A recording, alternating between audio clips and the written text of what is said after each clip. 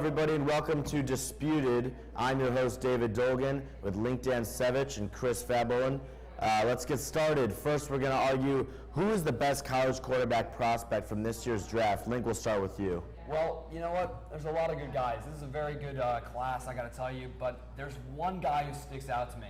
There's one guy in the Pac-12 in Oregon, Justin Herbert, number 10. This guy, this kid, one of the best quarterback prospects you've ever seen, since maybe Andrew Luck, and maybe can rival Trevor Lawrence. You never know. This kid will get, I guarantee you, every year in the NFL can give you 300 plus passing yards, no questions asked. This year he had that. He had 29 passing touchdowns. He was electric. This guy took a bottom and declining Oregon team and took it up that much more. He can really bring a team success, and he can really carry a team. He makes everyone else around him, and he's just a really good quarterback. I like his style. For me, I'm going to go Jake Fromm. Now, doesn't have the flashy stats, but he's a precision passer. He's incredibly accurate, top 5 in the FBS in completion percentage. Doesn't turn the ball over, only 13 picks in 2 years.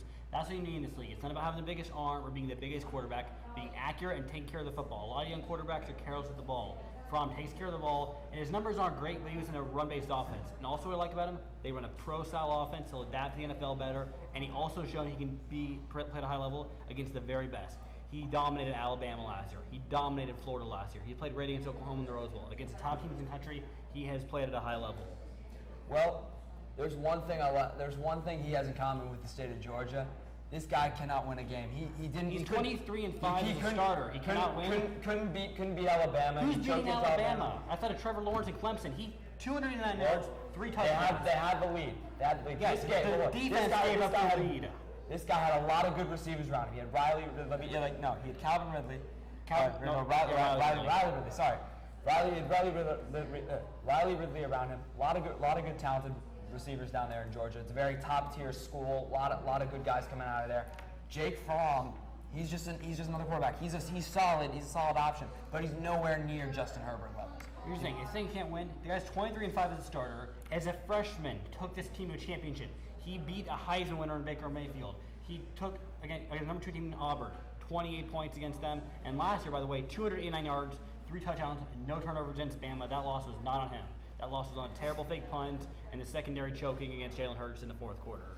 Well, that seems to be a repeat thing for Georgia, but like if you say he carried the team, I'm not saying he carried, but well, I'm saying like he had a lot of help from that defense. He had a lot of help from that wide receiver core. All I'm saying is he's solid, but you have to respect Justin Herbert absolutely on his back, breaking bones and all that, literally dragging this Oregon team through the mud. Who's he playing the Pac-12? Who's the Pac-12? Everybody, there's just a bunch of good. Washington was good teams. They've been playing great. They've played great teams. They're 6th best in the SEC. Look, the stats don't lie, the numbers don't lie, and the talent does not lie. Watch this kid.